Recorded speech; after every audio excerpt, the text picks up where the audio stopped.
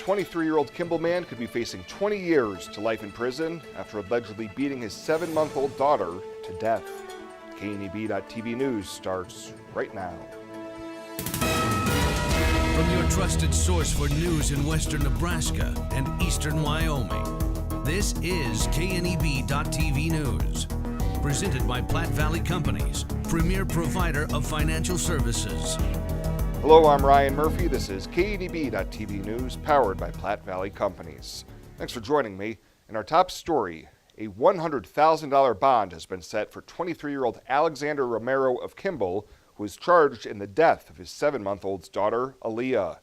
Court documents say Romero brought the unresponsive infant to the Kimball ER on March 31st. At first, he told police that she fell off a futon, and then changed his story and said that he was running around the house with her in his arms, tripped, and fell. However, doctors say that the bruising to the baby's temples were consistent with being intentionally traumatic injuries and were not accidental. Subsequent scans also revealed injuries to the girl's liver and spleen. The infant was life-flighted to Children's Hospital near Denver and was pulled off life support on April 3rd. Romero is charged with intentional child abuse resulting in death, a Class 1B felony that carries a sentence ranging from 20 years to life if convicted. We'll be back in court next Wednesday to have the case bound over to district court. Well, an additional 7 applications in the second round of East Overland grant funding were approved by the Scotts Bluff City Council Monday evening. Economic Development Director Star Leal tells KNEB News this second round of funding has created an additional $248,000 in private investment, the majority of it being spent with local businesses. Yeah, I think East Overland is really starting to look great. We had some good applications this last time and just kind of finished up this round of spending an additional $29,000 for a total of $100,000 city investment, which equates to about $248,000 of private investment. So I think the city is really getting a bang for their buck, really getting a great return on investment. The city funds are being matched at a minimum of dollar for dollar, with property owners improving the outside of their business or residence along the East Overland corridor. And about 25% of all properties in Scotts Bluff County will be seeing a change in their next property valuation. County Assessor Amy Ramos told commissioners last night that she set the week of July 9th aside to hear any property tax protests for 2019. I don't have exact numbers on everything, but I know Scotts Bluff will be changing some of Scotts Bluff neighborhoods, Mitchell neighborhoods, residential, and there will be some in the ag land where we're matching our GIS information to the mapping department, and that's changing the acre count, the soil type, the land use, and so there'll be some changes there. Ramos says there will be both increases and decreases among the approximately 6,000 of the county's 22,000 property parcels on the tax rolls, and we'll see changes in those valuations. Change of valuation notices should be out by June 1st. Now, if you don't get a card, it should be no change, but you can go online after that date to verify if there have been any adjustments. Well, coming up after the break, another chance of showers tonight, but then a very beautiful rest of the week. Bill Boyer's got your comprehensive weather forecast right after this on KNEB.TV News. It is never too early to start planning for retirement, and working with an experienced financial advisor can put you on the right path.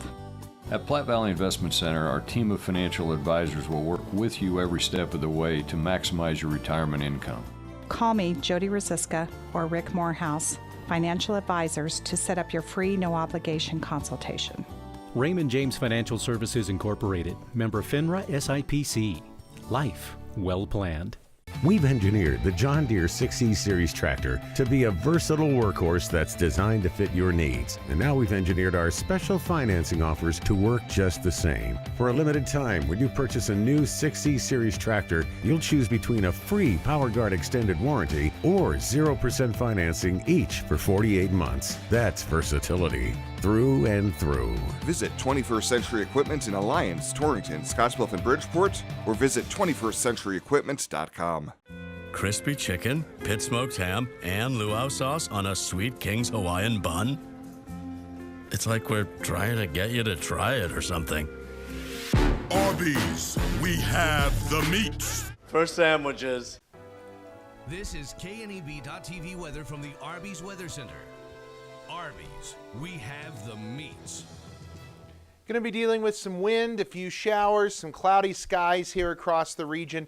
Wind's going to pick up, especially overnight into the early morning hours tomorrow. Winds are going to get going fairly strong, and we're going to see a couple of showers or thunderstorms around tonight. Not everybody's going to get one, but don't be surprised if you see one or two. Windy conditions are setting up tomorrow, and they're going to last on into Thursday, as it's going to be windy for a couple of days. We turn warm Friday and Saturday, and then wet right now for Easter Sunday.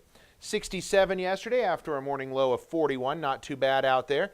A couple of degrees above normal. Another 0.04 of an inch of moisture in the rain gauge for yesterday. Gorgeous temps right now here in Casper, 60 degrees. It's 44 in Rock Springs, 62 in Denver. Goodland checks in at 67. North Platte, 68. How about 74 right now in Hayes? Very nice conditions there. And closer to home, Ogallala at 68. Mullen, 65. Valentine checks in at 62 degrees, 62 in Scotts Bluff, 58 in Lusk, 57 in Cheyenne. So pretty uniform temperatures here across the region. And winds have been with us today. The stronger winds starting to push off to the east and away from us, but still 10 to 15, up to 20 mile an hour winds. We've had sustained winds near 30 for a period of time, so it was certainly windy today. Let's hop on the bus tomorrow with some clouds. We're going to be cloudy as you get on the bus tomorrow morning, in the low 40s and getting up into the upper 50s on the way home. We'll see some sun and some peaks of sun out there, but it'll be windier on the way home than what is going to be going to work in school tomorrow. So here's the winds tonight. They die off. Couple of isolated showers. Here's a rumble of thunder down along the Colorado-Nebraska border. There come the winds. By early tomorrow morning, even by sunrise, we'll be picking up with the winds. Lows tonight, because of those winds and clouds, going to stay up a little bit in the low 40s. Even some upper 40s in a few locations. There's the winds tomorrow by 5:30. Notice by noontime we keep the winds with us. They increase a little bit and they quickly die off tomorrow evening, and we'll have a fairly nice evening out here with clearing skies as we go through the night, and then winds pick right back up again for Thursday morning to get things started up with us yet once again. High temperatures tomorrow in the upper 50s to near 60 degrees, so certainly not a warm day, but about normal for this time of year. And here's the rainfall map. Notice it's just a couple of hundredths for anybody. Nobody getting much more than that, so very light rain totals out there. Maybe a couple of tenths in a few locations if you get under one of the heavier showers from the thunderstorms. Scattered showers, storms tonight, 42 for a low. Winds about 10 to 20 miles an hour. Really don't have much coming in the weather other than winds for a couple of days. 60 tomorrow. Decreasing clouds, but it is going to be windy, 20 to 30 mile an hour gusts, especially through mid-afternoon, and then conditions should die off tomorrow night. And as we look at our 7-day forecast, we have very nice conditions, both Friday and Saturday, highs in the upper 70s. Notice we throw in some late-day thunderstorms on Saturday and a good chance of showers, and much colder for Easter Sunday, but we rebound back up into the mid and upper 60s for Monday and Tuesday of next week. So nothing too significantly cold coming through the region. All in all, a 7-day forecast. If we get the wind out of here, I think that most all of us can live with. Crispy chicken, pit smoked ham, and luau sauce on a Sweet King's Hawaiian bun. It's like we're trying to get you to try it or something. Arby's, we have the meats. For sandwiches. Next Gen Outfitters is your new local online source for hunting, shooting, and camping gear. With over a century of combined outdoor experience, we aspire to become the trusted supplier of all your outdoor gear needs. Next Gen Outfitters is where adventure begins and tradition continues. For the month of April, get $25 off orders of $100 or more. Go to nextgenof.com and use code NGKNEB. That's NEXGENOF.com. Are you ready to join the celebration? Then what are you waiting for? Switch to Viero today and find out exactly why we're better. More towers than the competition, convenient stores in your neighborhood, friendly, helpful customer service, and top phones at excellent values, such as the iPhone XR for free. That's right, get a free iPhone XR when you purchase any other iPhone of equal or greater value. Viero Wireless, your better choice for wireless service. Welcome back. Trial dates have been set for the brother-sister duo charged in a December stabbing outside of a Torrington bar. 35-year-old Adam and Amy Palomo have both been charged with aggravated battery stemming from a December 6th assault outside of the Mint bar.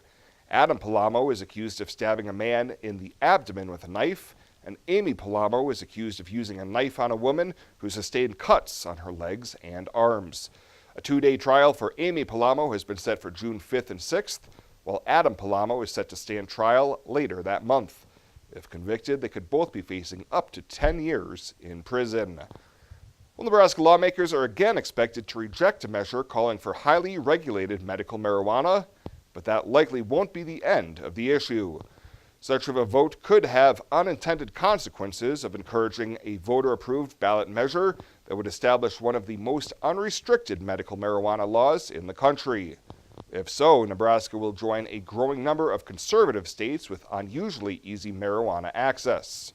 And a Nebraska prison inmate who died while being treated at a Lincoln hospital. The Nebraska Department of Correctional Services says 58-year-old Whitney Hopkins died shortly after 11 a.m. Monday at Bryan West Medical Center West.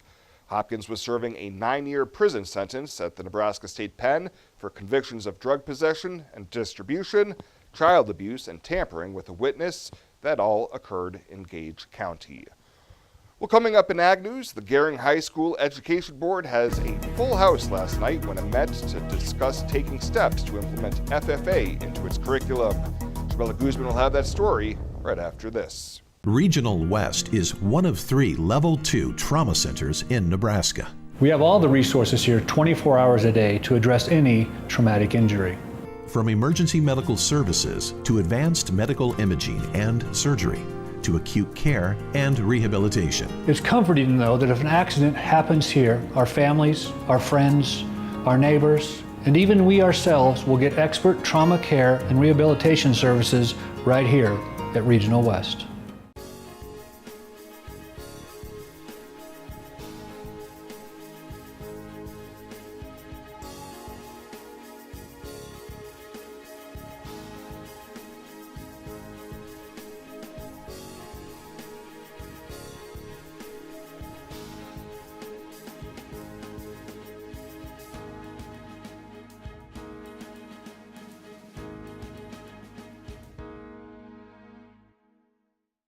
More time on the road means more time in the shop. Take your car, truck, or SUV to High Tech Automotive.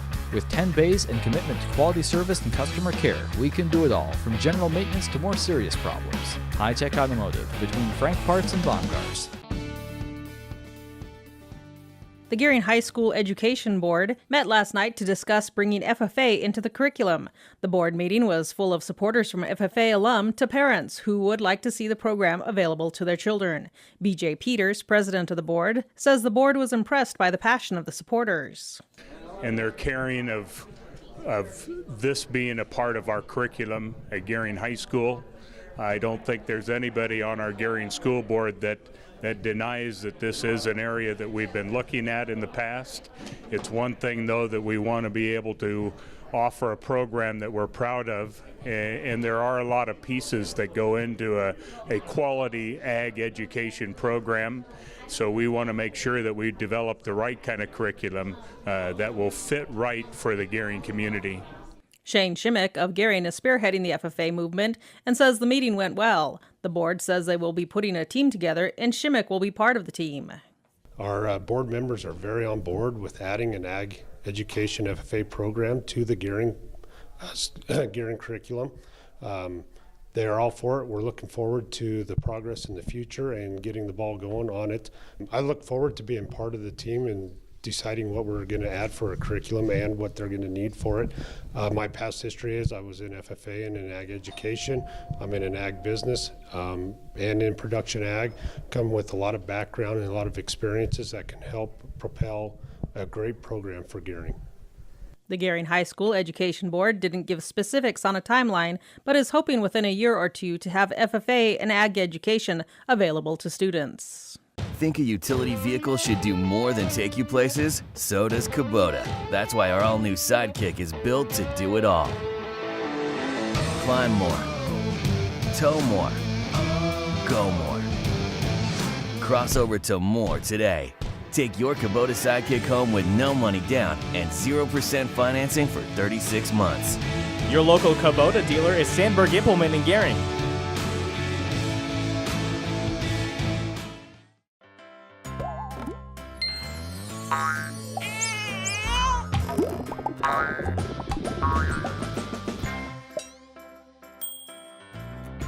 Care Heilbrunn State Farm agent is here to protect all the moving parts of your life. With auto, home, life, and financial services, Care Heilbrunn and her team make it simple to bring together what matters to you.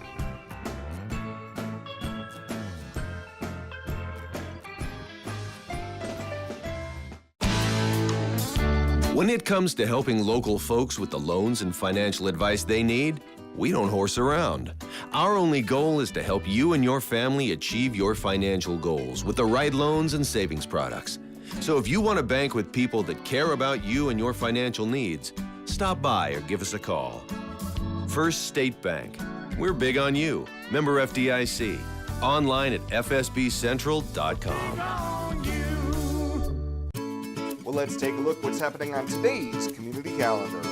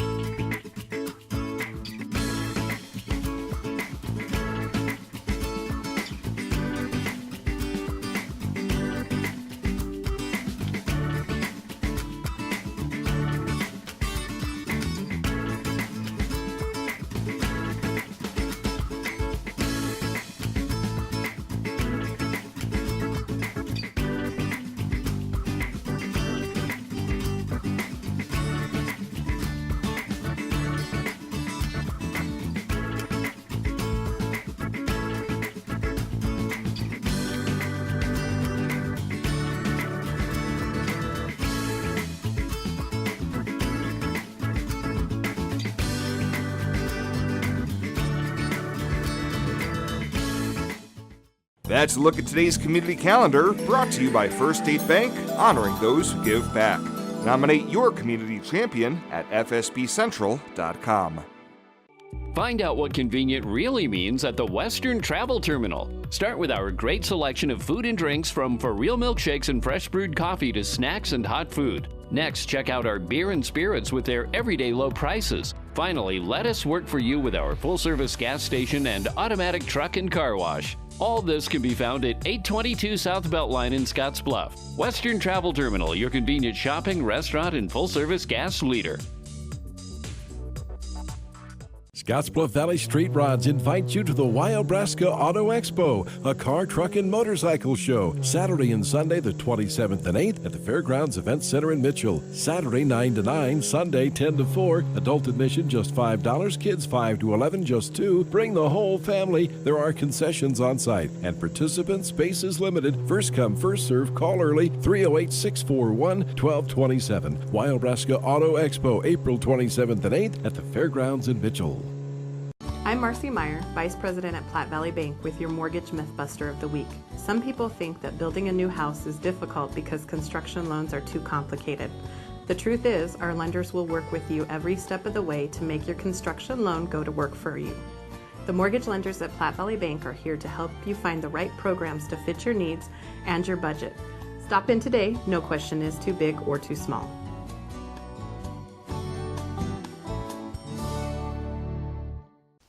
And finally tonight, Governor Pete Ricketts took to social media yesterday morning in an effort to stop tax increases on pet health care and related services in Nebraska.